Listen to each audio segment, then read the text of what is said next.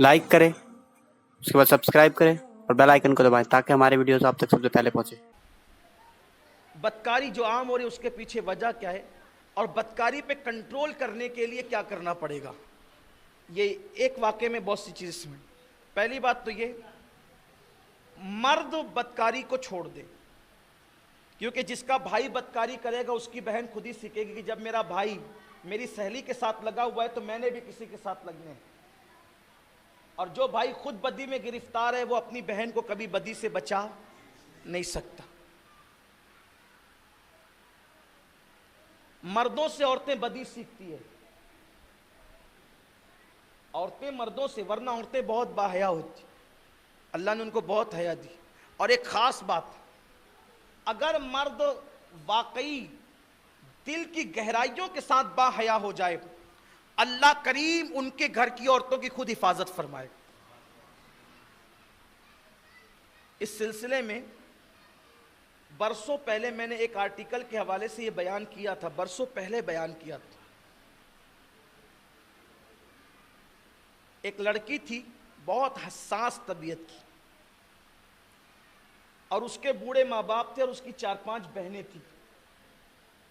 ابھی بہنوں کی شادی نہیں ہوئی تھی، اس کی خود کی بھی نہیں ہوئی تھی، اور باپ کو ایسا مرض ہو گیا تھا کہ روزانہ دوائیاں چاہیے تھی اور دوائیں بڑی مہنگی تھی، اور ماں بھی مریض تھی، کوئی بھائی نہیں تھا اس کا، اور جب غربت آتی ہے تو رشتہ دار بھی کوئی کام وام نہیں آتے، یہ سب فضول باتیں ہیں۔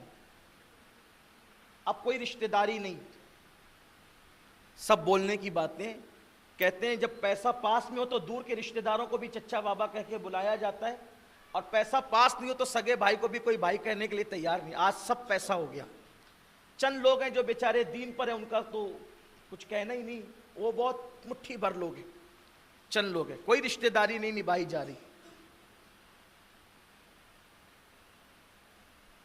بلکہ آج کے دور میں تو وفا کو ڈھونڈیے، وفا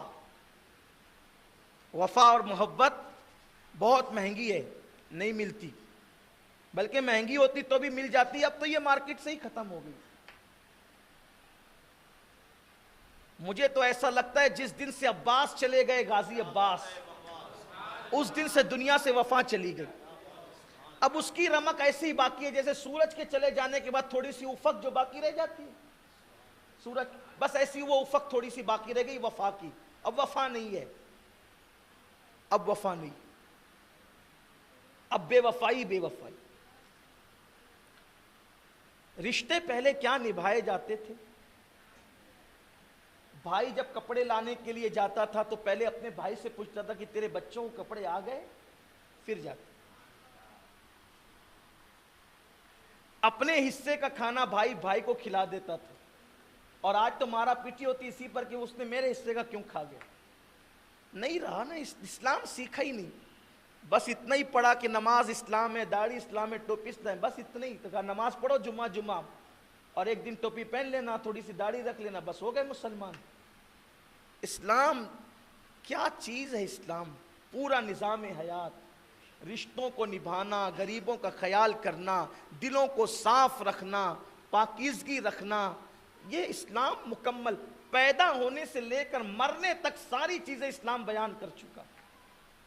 غربت تھی، غریبی تھی، مفلسی تھی، کچھ نہیں تھا، کھانے پینے کا نہیں تھا تو دوا کا انتظام کیا ہوتا، بہنوں کو رشتے بھی نہیں آ رہے تھے، کچھ لڑکیاں ہوتی ہیں بڑی حساس، وہ بھی حساس قسم کی تھی، اس نے سوچا مانگتے ہیں کوئی دیتا نہیں، کوئی مدد نہیں کرتا، کوئی امداد نہیں کرتا، کیونکہ امداد بھی تو وہاں ہوتی ہے نا، امداد کہاں ہوتی ہے پتہ ہے، جہاں پوسٹر چھپتے ہیں، جہاں بڑی بڑی تصویریں لگائی جاتی، امداد وہاں ہوتی۔ اب وہ لوگ کہاں رہے کہ جو سیدھے ہاتھ سے دیتے ہیں تو الٹے ہاتھ کو بھی خبر نہ ہو، اب وہ لوگ کہاں رہے؟ وہ لوگ نہیں رہے الا ماشاءاللہ، چلے گئے قبروں کے اندر۔ اب تو نام چاہیے، نام، اور انسان پوری زندگی نام کے لیے مرتا ہے، اور جس دن مر جاتا ہے سب سے پہلے جو اس سے چھینا جاتا ہے وہ اس کا نام ہی ہوتا ہے۔ ان انسان نام کے لیے مر رہا ہے، سب کام نام کے لیے کر رہا ہے، یہ نام کے لیے، وہ نام کے لیے، وہ نام کے لیے، وہ نام کے لیے، میت میں بھی جا رہا ہے تو نام کے لیے، جنازے میں بھی جا رہا ہے نام کے لیے، شادیوں میں بھی جا رہا ہے نام کے لیے، ریلیف بھی تقسیم کر رہا ہے نام کے لیے، نام نام نام۔ جس دن مرے گا او بدبخت، جس دن مرے گا، اللہ کے لیے تو نے کچھ نہیں کیا، سب سے پہلے تیرا نام ہی چھینا جائے گا۔ یہ نہیں کہا جائے گا کہ فلاں کو اٹھاؤ، فلاں کو بٹھاؤ، فلاں کو نلاؤ، فلاں کو لے جاؤ، نہیں۔ لوگ کہیں گے میت کب جا رہی ہے، میت کب اٹھا رہے ہیں، میت کو کب نلا رہے ہیں، میت کو کب دفن کرے۔ ارے تجھے میت کا نام دے دیا، اور جس نے نام کے لیے کام نہیں کیا، اللہ کے لیے کیا، اگر اس کو 900 سال ہو گئے قبر میں جانے کے لیے، تو آج بھی یا شیخ عبد القادر جیلانی شہم اللہ کے وظیفے پڑھے جا رہے ہیں، وظیفے پڑھے جا رہے ہیں جنہوں نے اللہ کے لیے کام کیا، اور آج بھی وہ وظیفے کام آ رہے ہیں۔ غریب نواز کا نام آج بھی یا خواجہ آج بھی پکارا جا رہا ہے، یا معین حق معین کی صدایں آج بھی لگ رہی ہے، یا فرید حق فرید کی صدا آج بھی لگ رہی ہے، یا صابر حق صابر کی صدا آج بھی لگ رہی ہے، اور انشاءاللہ یا علی مولا کا نعرہ تو قیامت تک لگتا رہے۔ جنہوں نے اللہ کے لیے کام کیا آج بھی ان کے نام موجود ہیں، اور یہ نام بگڑیاں بنا رہے ہیں۔ نام کے لیے مت جیو، اللہ کے لیے۔ وَمَحْيَايَ وَمَمَاتِي لِلَّهِ رَبِّ الْعَالَمِينَ، ہمارا جینا بھی اللہ کے لیے، ہمارا مرنا بھی اللہ کے لیے۔ اتنی شبیہ بگڑ گئی نیکی کی، کوئی زیادہ سوشل ورک کرنے لگتا ہے تو لوگ کہتے ہیں کہ الیکشن میں کھڑے ہونے کا ارادہ ہوگا شاید۔ اب اگر کوئی جلسہ بھی کرتا ہے بیچارہ اصلاح معاشرہ کا تو لوگ یہی کہتے ہیں کہ اس کا بھی وہی ارادہ ہوگا، اس لیے کہ لوگوں نے نیکیاں اسی کیا، اللہ کے لیے تھوڑی کیا نا، اللہ ماشاء کیا لوگوں نے اللہ کے لیے نہیں کیا، بدنام کیا نیکی۔ لیکن آپ سے کہتا ہوں اللہ کے لیے نیکی کر کے دیکھو، مر کے بھی زندہ رہو۔ وہ لڑکی تھی بہت حساس طبیعت کی، اس نے سوچا کہ کوئی نہ چندہ دیتا ہے، نہ کوئی مدد کرتا ہے، نہ کوئی امداد کرتا ہے۔ آج اس نے فیصلہ کر لیا کہ میں نے آج سے جسم بیچنے کا کاروبار شروع کرنا ہے، جسم فروشی کا کاروبار شروع کرنا ہے، اس لیے کہ میرا گھر جو چل سکتا ہے بڑی رقم سے ہی چل سکتا ہے، کیونکہ سینکڑوں ہزاروں روپے تو ماں باپ کی دوا میں، پھر بہنوں کی شادی، میری آبرو بک جائے، اگر بہنوں کی عزت سے شادی ہو جائے تو پھر اس میں سے بڑی بات میرے لیے کیا ہوگی، اور میرے ماں باپ کا علاج ہوتا رہے، مرنے سے بچ جائیں گے، اس سے بہتر کیا ہوگا۔ میں ایک تباہ ہو جاؤں گی لیکن پورا گھر تباہی سے بچ جائے گا۔ اس نے برقع اوڑھا، اس کے پاس میک اپ کے لیے سامان بھی نہیں تھا، منہ دھویا، برقع اوڑھا، لیکن غریب تھی مگر قدرت نے حسن بہت دی، حسین تھی۔ شام کو چپکے سے بابا کی اجازت اور ماں کی اجازت کے بغیر برقع اوڑھ کر کے وہ حسن کی منڈی میں پہنچی، اور وہاں جا کر کے اپنا پھٹا پرانا برقع اتارا، کپڑے بھی اچھے بہت نہیں تھے، اور بیٹھ گئی۔ لیکن پورے بازار حسن میں اس سے زیادہ کوئی خوبصورت نہیں تھا۔ اوروں کے یہاں بناوٹ تھی، اس کے یہاں حقیقت تھی، واقعی وہ بہت خوبصورت تھی۔ آج اس کی مجبوری اس کو بازار حسن میں بٹھانے پر مجبور کر گئی، اور وہ بیٹھی تھی۔ اور اس طرح کی کتنی بیٹیاں ہوگی مسلمانوں کی جن کو مجبوریاں وہاں تک لے جاتی ہوگی، لیکن یاد رکھنا، بڑی داڑیاں بڑی ٹوپیوں والوں، ایک ایک دو دو کروڑ روپے مسجد کے مینار اور گنبدوں میں خرچ کرنے والوں اور غریبوں کا خیال نہ کرنے والوں، کہیں تمہاری عبادتیں تمہارے منہ پہ پھینک نہ ماری جائے کہ تم نے نام و نمود کی خاطر تو قوم کے پیسے کو برباد کیا، لیکن قوم کی غریب بیٹیوں کی ضرورت کا تم نے خیال نہیں کیا۔ کیا جواب دیں گے لوگ اللہ کی بارگاہ کے اندر؟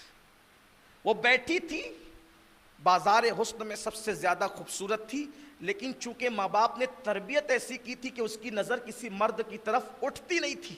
جو بھی مرد آتا تھا اس کا کلیجہ دھک دھک کرتا تھا، وہ کنکھیوں سے چرائی ہوئی نظروں سے دیکھتی تھی کہ آنے والا آ رہا ہے۔ لیکن قدرت کا کرنا کہ عجیب کیا معاملہ ہوتا تھا کہ ہر آنے والا جب اس کے قریب آتا تھا تو اس کی نظر جھک جاتی تھی، اس پہ نظر اٹھتی نہیں تھی کسی، نظر جھک جاتی، اور وہ آگے چلا جاتا تھا، کسی اور کو لے کے چلا جاتا۔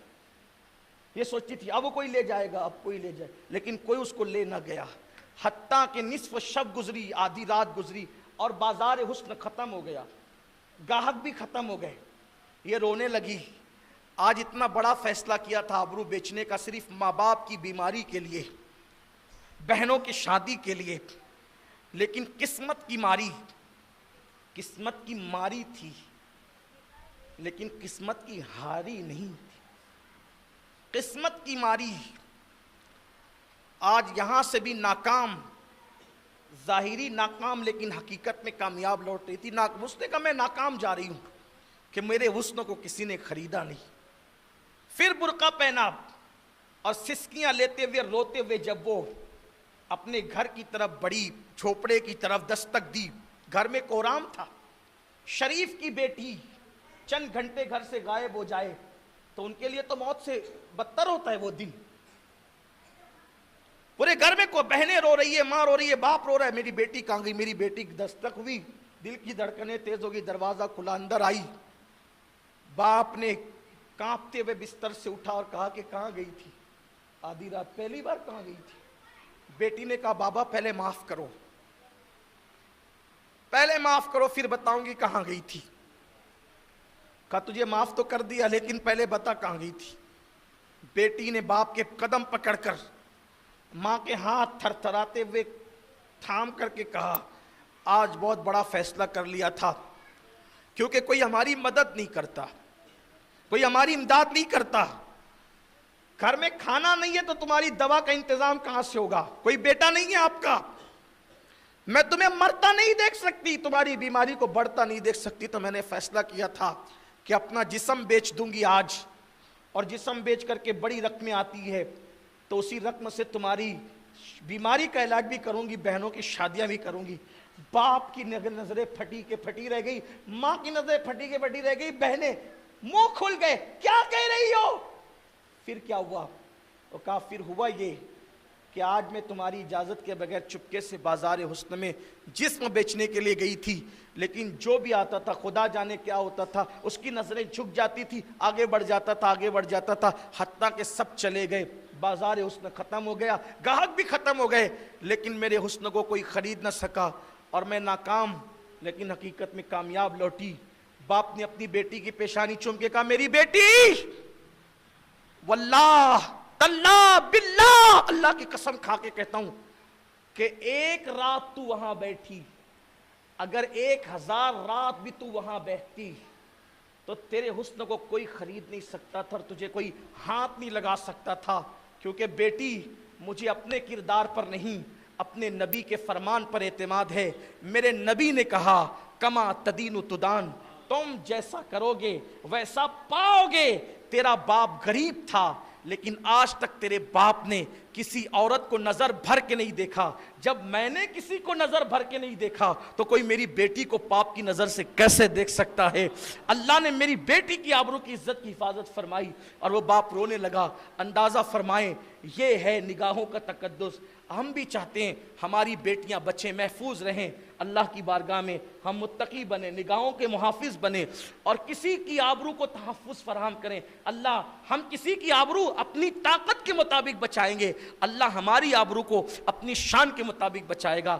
یہ تقدس کے ساتھ جیو۔ اگر آج سے پہلے کوئی غلطی ہو گئی ہو، اللہ کی بارگاہ میں سچی توبہ کر لو، اس لیے کہ جو توبہ کر لیتا ہے اللہ اسے بخش دیتا ہے۔ اللہ سے دعا ہے اللہ پاک کہنے سننے سے زیادہ ہم سب کو عمل کی توفیق عطا فرمائے۔ پھر حدیث سن لیں، خطبے میں سنو گے، اب مزہ آئے گا آپ کو۔